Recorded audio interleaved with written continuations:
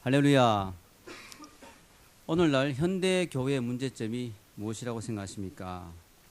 저는 오늘 현대교회의 문제점이 뭐냐? 바로 대부분의 교인들이 너무나 소극적인 신앙생활을 한다는 게 문제라고 생각합니다. 이게 한국의 통계가 아니고 미국의 통계입니다만은 미국 교회 교인들의 영적인 상태를 진단하는 어떤 통계에 의하면 미국 교인들의 95%가 수동적이고 소극적인 신앙생활에 머물러 있다고 합니다. 이런 신앙생활을 하는 사람들을 일컬어 영어로 벤치 워머라고 하죠. 벤치 워머. 벤치는 자리죠, 자리. 그 자리를 대표주는 사람. 와서 그냥 교회 빈자리 그냥 따뜻하게 대표주고 가는 사람. 우리나라 말로 하면 머리 숫자 채워주는 사람 정도가 될 수 있겠습니다. 그래서 사람들은 이렇게 적당히 신앙생활 하는 걸 좋아하는 것 같아요. 그리고 이것이 신앙생활 잘하는 거라고 착각하는 사람도 있습니다. 사람들이 주로 큰 교회를 좋아하죠. 그 이유가 뭐냐? 익명성이 보장되기 때문이죠. 등록하지 않고 뒷자리에 앉아서 예배 드리다가 축도할 때쯤 슬쩍 나가도 아무도 왔는지 갔는지 모르는 부담 없는 신앙생활을 할 수 있기 때문에 큰 교회를 선호하는 경향이 있습니다. 그런데 이러한 식의 신앙생활 태도는 대단히 위험한 태도라는 것을 오늘 성경은 말해주고 있습니다. 좋지 않을 뿐만 아니라 위험하기도 하다. 왜냐? 이 빈집의 비유가 바로 그건데요. 바로 적당히 신앙생활을 하게 되면, 이런 수동적인 신앙생활을 하게 되면 사탄에게 자리를 내주는 것과 같다라는 성경의 오늘 무서운 경고의 말씀이라는 것이죠. 자, 오늘 성경은 예수 그리스도와 적극적이고 능동적인 관계를 맺기 싫어하는 사람의 영적 상태를 빈집으로 비유하고 있습니다. 빈집. 근데 이 빈집이 위험한 게 그냥 집이 비어 있는 게 아니고 여기에 더러운 귀신이 들어오는 거죠. 더러운 귀신이 나갔다가 와보니까 집이 소재되고 깨끗해요. 그러니까 친구 7귀신까지 더 데려와서 그 집에 거하게 되는 거예요. 여러분, 귀신도 친구를 7명이나 데려오는데 여러분은 전도해서 최소한 7명 이상은 데려와야 귀신보다 더 나은 사람이 될 수 있을 것 같습니다. 자, 그러니까 7귀신이 오니까 처음에 귀신이 있던 때보다 더 심각한 상태가 되었다는 것이죠. 우리가 이 말씀을 보면서 상당히 우리는 도전을 받습니다. 뭐냐면 우리가 영적으로 신앙생활 하는데 회개하고 우리 마음을 깨끗하고 정결하게 하는 데서 끝나서는 안 된다는 거예요. 마음을 비워놓고 마음을 깨끗하게 하고 마음을 거룩하게 하고 마음을 정결하게 하는 것도 귀하지만 그것만 한 상태에서 머물러 있으면 우리 마음 상태가 빈집이 되어서 위험할 수 있다는 거죠. 우리가 마음을 비웠으면 그 자리에 주님으로 말씀으로 채워야 우리 주님의 로드십을 인정하고 예수 그리스도를 적극적으로 모셔드리고 또 받아들여야 영적으로 승리하는 삶을 살 수 있는 것이죠. 우리가 다른 종교를 살펴보면요, 문제점이 여기에 있죠. 다른 종교를 보면 유교나 불교 이런 종교의 문제는 그들 가운데 하나님의 말씀이 없다는 거죠. 그들 가운데 주님이 없다는 거죠. 그래서 100번 양보해서 다른 종교가 사람을 좀 착하게 만들고 좀 양심적으로 살 수 있도록 도와준다 하더라도 문제는 뭐냐? 그 사람의 마음의 빈집을 그냥 수리하고 깨끗하게 청소하는 것에 불과하다는 거죠. 그렇게 되면 그 집은 빈집이 되기 때문에 오히려 더러운 귀신이 더 들어오기 쉬운 상태가 되는 거예요. 그래서 보면요, 여러분, 종교생활 열심히 하는 사람들 가운데 열심히 절에 다니고 열심히 제사 지내는 사람들 가운데 더러운 귀신이 역사하는 경우가 더 많습니다. 그 이유가 뭐냐? 집을 소재하고 비워놓기 때문에 귀신이 좋아하고 더 들어오는 거죠. 일반적으로 생각해 우리가 사람이 아무도 살지 않는 빈집 있죠. 그런 집이 되게 깨끗하고 좋을 것 같아 보이잖아요. 근데 참 이상한 게 있어요. 아무리 깨끗하고 아무리 좋은 집이라도 오랫동안 집주인이 집을 비워놓으면 어떻게 됩니까?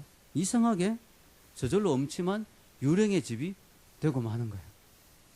아무도 집을 사용하지 않으니까, 아무도 손대지 않으니까 집이 참 깨끗하고 참 정결할 것 같은데 이상하게 집에 주인이 없고 던져놓고 빈집으로 몇 달만 놔두면 곳곳에 거미줄이 쳐지고 먼지가 쌓이고 쥐들이나 벌레들이 우글거리는 이상한 그런 흉가가 되고 만다는 거죠. 그래서 우리 마음도 마찬가지예요. 우리 마음이 그냥 깨끗하게 정리하고 깨끗하게 비워하고 소재놓고 그렇게 마음을 비워놓는다고 그 마음이 아주 깨끗하고 아주 좋은 상태의 마음이 되는 게 아니에요. 우리 마음을 다스리는 주인이 없으면 거기에 나쁜 귀신이 들어와서 자리를 차지할 수 있다는 사실을 우리가 알아야 됩니다. 그래서 얼마 전에 월드컵도 하고 이랬는데 최선의 방어는 공격이다 이런 말 있죠. 최선의 방어는 공격이다. 잘 막는 방법이 공격을 잘하면은 저절로 수비가 된다. 우리가 적극적으로 신앙생활 해야 되는 이유가 여기에 있습니다. 우리가 신앙생활 하면서 적당히 마음을 깨끗하게 하고 적당히 비우는 걸로 우리 마음이 아주 좋은 상태에 이룰 수가 없다는 사실을 우리가 알아야 됩니다. 예수님은 그것이 빈집의 상태다. 그런 마음이 오히려 위험하다. 그럼 우리가 어떻게 해야 되느냐? 적극적으로 우리의 마음에 예수님을 모셔드리고 성령님으로 가득 채우고 하나님의 말씀을 가득 채워야만 우리 마음에 사탄이 역사하지 않는 거죠. 이번에 우리가 수련회 가서 은혜를 받았습니다. 회개 기도를 했습니다. 마음을 정결하게 했습니다. 이제 우리의 마음이 빈집과 같이 깨끗하게 비워졌어요. 자아를 내려놓았습니다. 여기에 적극적으로 예수님을 모셔드리고 말씀으로 채우고 성령으로 채우고 기도로 채우지 않으면 오히려 비어있는 우리 마음에 마귀가 역사할 수 있어요. 그래서 여러분 이 수련회 갔다 와서 은혜 받은 상태에서 시험 드는 수도 있고 말이죠. 이런 게 많잖아요. 우리가 부흥회 가거나 수련회 가서 은혜 받고 오면 더 시험 드는 경우도 있죠. 이게 마음을 정결하게 하고 깨끗하게 했는데 오히려 거기 마귀가 더 역사하는 경우가 있습니다. 여러분 성경 전체를 통틀어서 성경이 말씀하고 있는 참 놀라운 진리 중에 하나가 뭐냐면요. 우리 개개인은 인간에 불과한 우리가 우리 마음에 우주의 왕이신 우주보다 더 크신 하나님을 우리 마음에 모실 수 있다는 거. 예수님을 내 마음에 모실 수 있다는 거. 이게 성경이 말하고 있는 놀라운 진리죠. 성경에서 예수님이 이렇게 말씀하시죠. 주보에 나와 있죠. 요한계시록 3장 20절 같이 읽겠습니다. 볼지어다 내가 문 밖에 서서 두드리노니 누구든지 내 음성을 듣고 문을 열면 내가 그에게로 들어가 그로 더불어 먹고 그는 나로 더불어 먹으리라. 아멘. 주님은 우리 마음속에 들어오고 싶어서 우리 마음문을 두드리고 노크하고 계신다는 거죠. 그래서 우리가 각자의 마음을 열고 예수님을 영접하면 예수님 우리 삶의 주관자가 되시고 우리 마음을 아름답게 다스려 주신다는 거죠. 우리 기독교인들이 읽는 신앙 서적 중에 아주 작은 소책자인데 진짜 유명한 소책자가 있어요. 그 소책자가 뭐냐면은 미국 제 모교인 풀러 신학교의 교수님이었던 로버트 멍어 교수님이 쓰신 My Heart Christ Home 내 마음 그리스도의 집이라고 하는 책자가 있어요. 여러분 이 책은 꼭 사서 한번 읽어보십시오. 아주 짧은 내용이지만 상당히 깊은 의미를 주고 있습니다.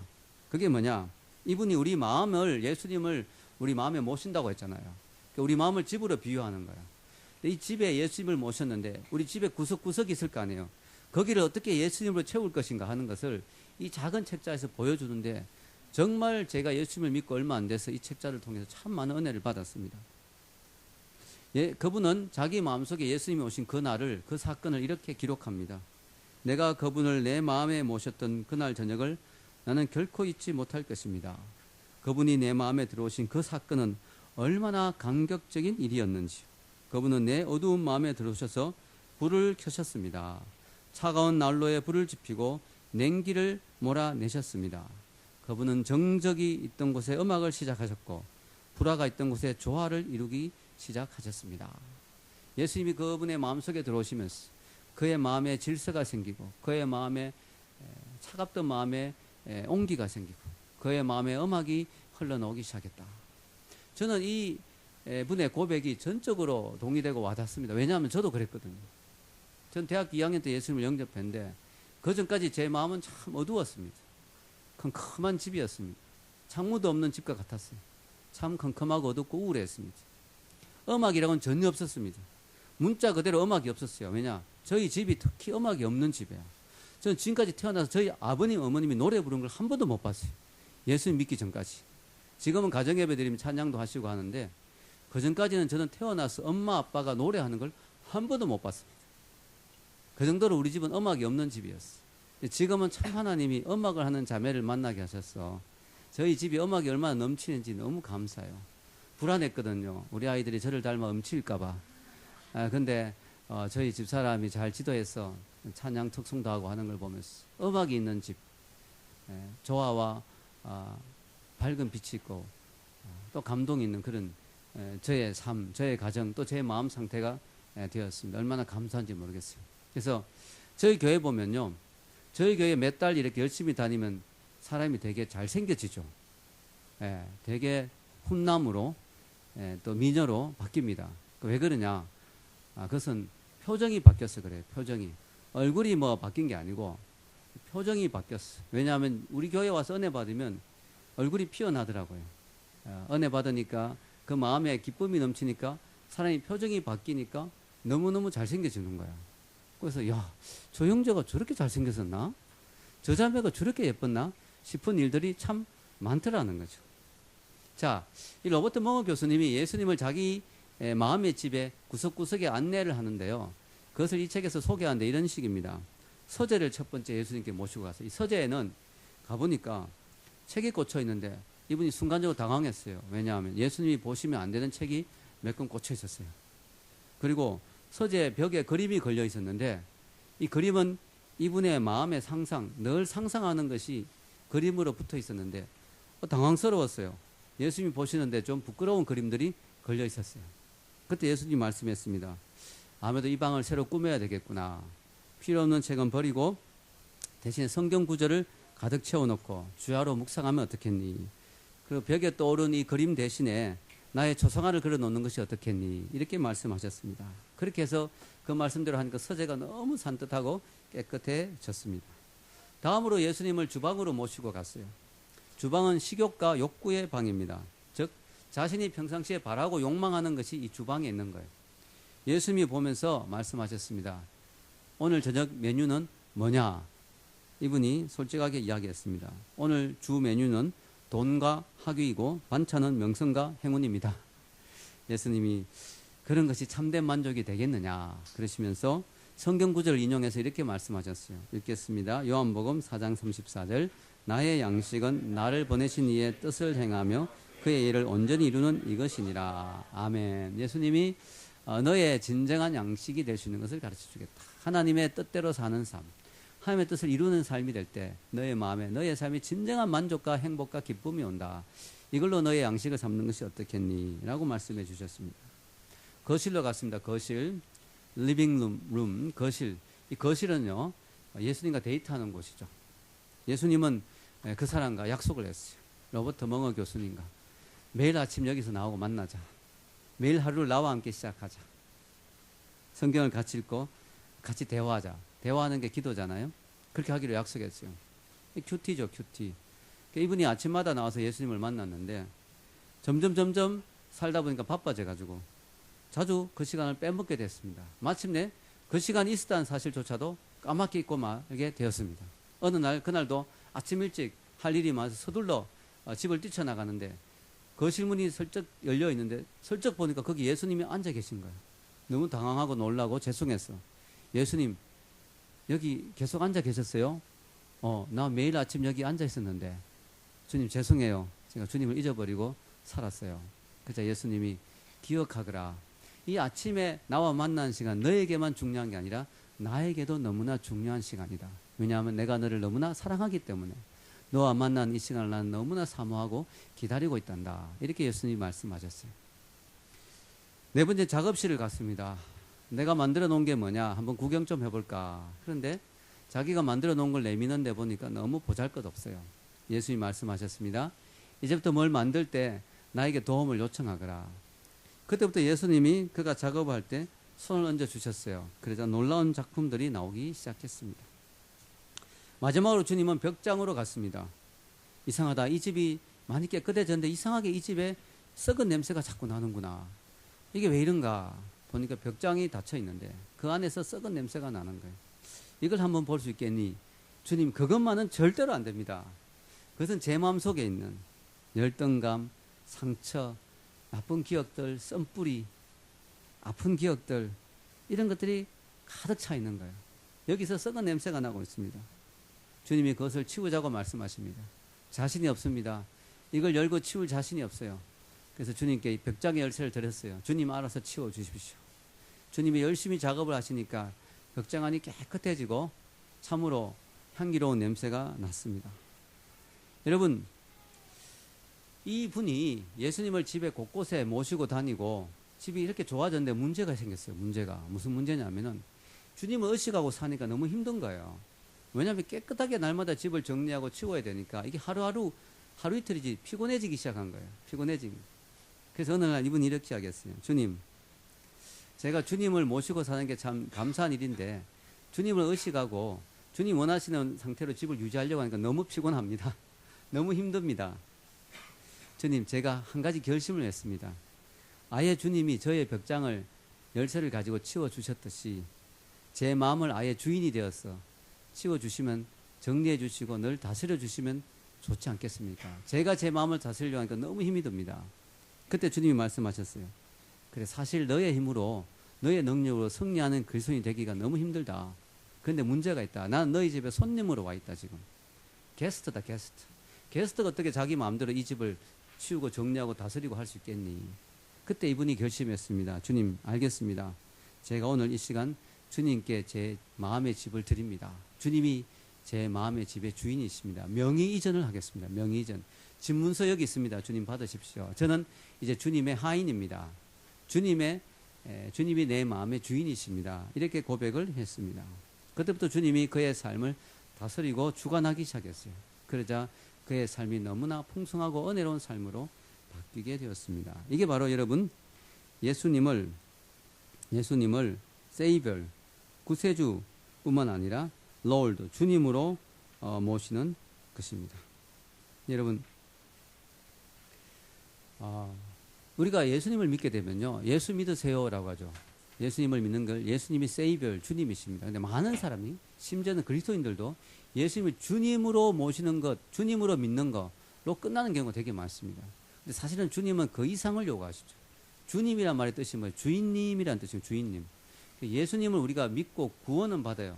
그걸로 우리가 승리하는 기독교인의 삶을 살기 어렵습니다. 그래서 우리가 예수님을 주님으로 그 예수님을 구세주로 모실 뿐만 아니라 주인님, 주님으로 로드십, 주님으로 내 삶의 주인인 것을 인정하는 것이 되게 중요합니다. 그때 주님이 내 삶을 다스려 주실 수가 있는 것이죠. 이런 우리가 매년 크리스마스를 축하하죠. 주님이 이 땅에 오신 이유가 뭘까요?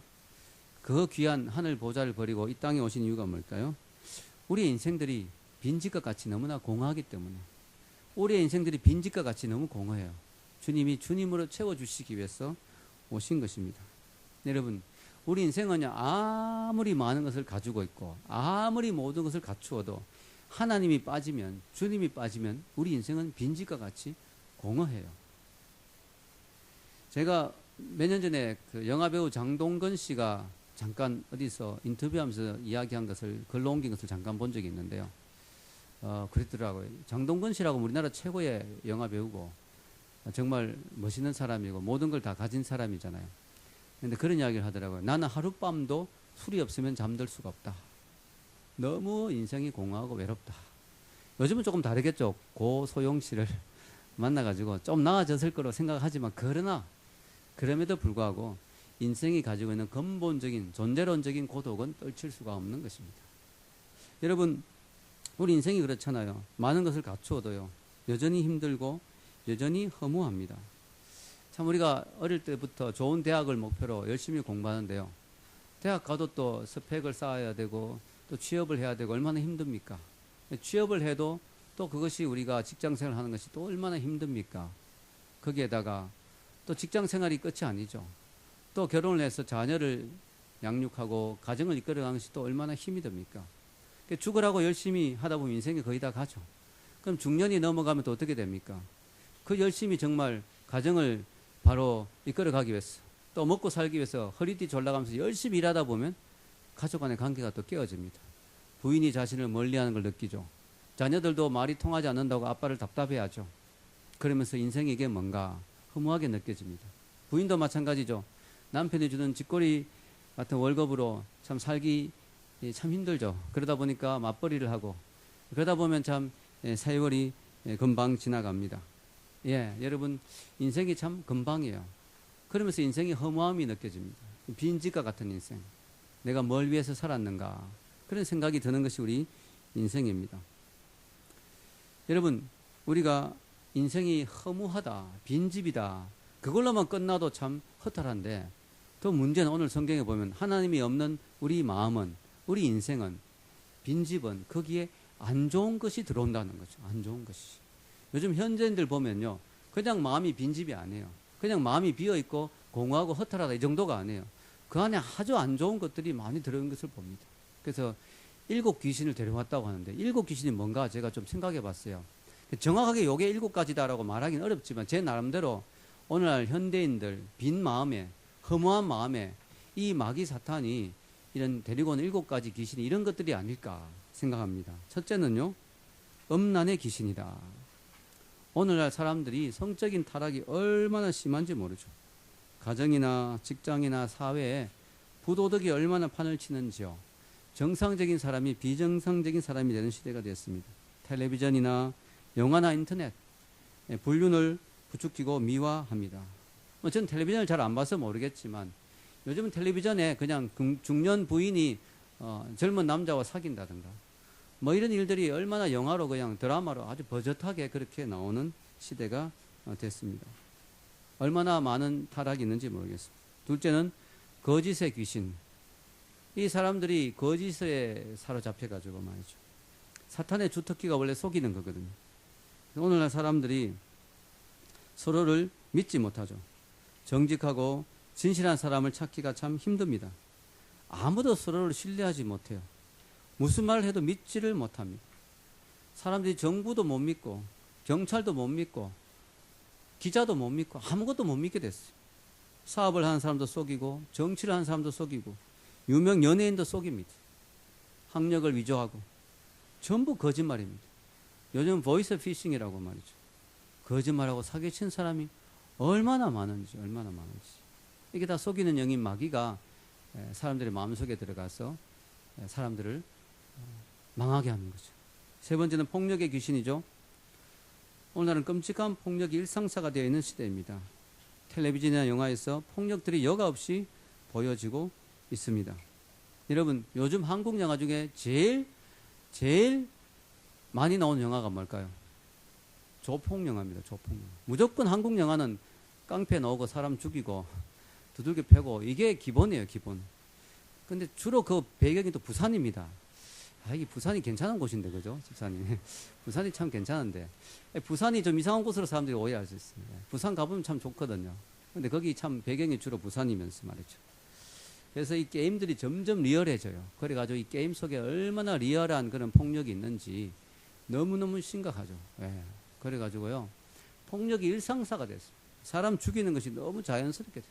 요즘은 또 이 영화 같은 것도 공상과학 영화에서는 또 이게 사람이 죽어 또 다시 살아나는 최근에 뭐 엣지 오브 투말로우 뭐 이런 건 탐 크루저 이런 거 나온 거 뭐 그냥 죽으면 또 살아난대요.